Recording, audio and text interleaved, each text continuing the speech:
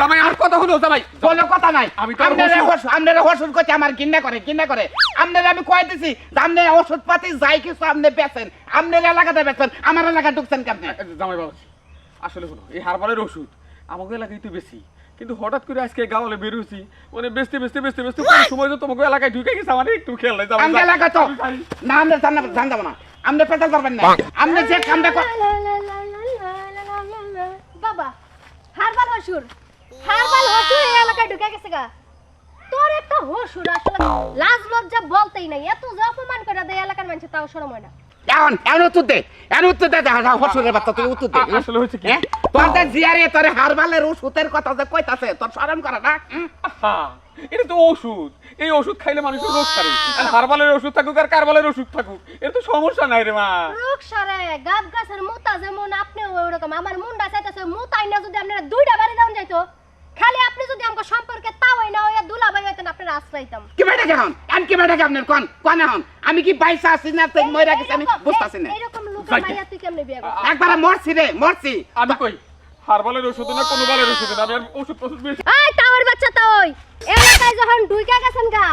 আপনার মাইয়ার জামাইয়ের কাছে হারবালের ওষুধ বেইসা থুয়ে তারপরে বাইরে হবেন তাই ঠিক আছে তুই এটা কি বলি আমার কাছে হারবালের ওষুধ বেচবা আমি কোন অসুখ আছে আমার হিসাব বরাবর আইন সবার জন্য সমান হ্যাঁ। তোর হসুরে যদি এলাকায় সবার কাছে ভুলাইয়া বালায় হারবাল বেচতে পারে তোর কাছে বেচতে পারবো না কে তোর কাছে বেচবো তুইও খাবি তারপরে তুই যা করার করবি ওই হসুরাব্বা তুই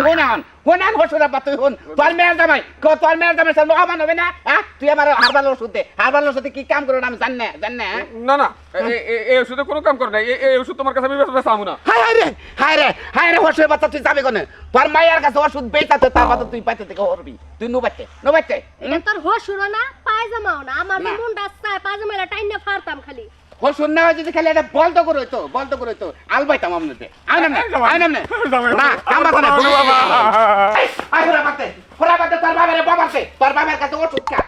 তোর নে ও কত বেটা তো তোর ওষুধের কথা ক এই মুখ পোড়া হনুমান আমার বাপের তুই কলা ধরে নিয়ে আসলি কে কল তোর নাকি আমার বাপ কি তোর পাকা ধানে মই দিছে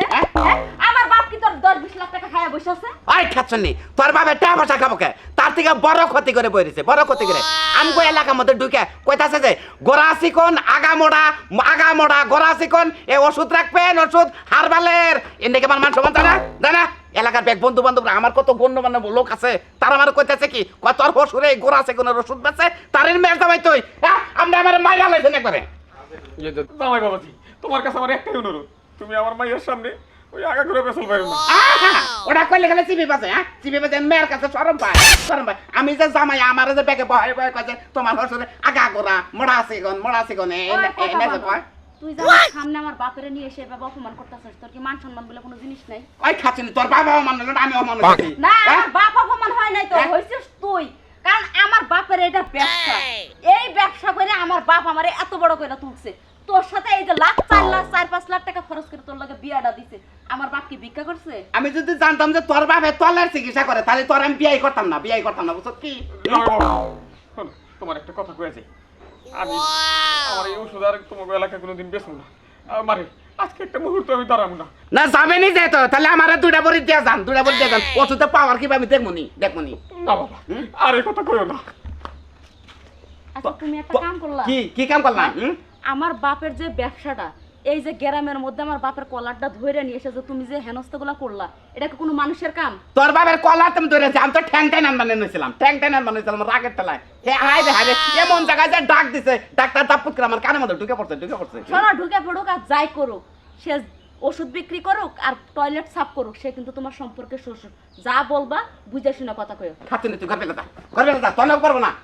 না বুঝছিস কি আসলেও আপনারা যদি গণ্যমান্য ব্যক্তি থাকেন এবার হসুরের মেয়ে যদি বিয়ে করেন যদি খালি হারবালের ওষুধ যদি বেঁচে যে আগা গোড়া চিকন মোড়া এনা যদি চিকিৎসা করবার চান শ্বশুর করে না করে দেন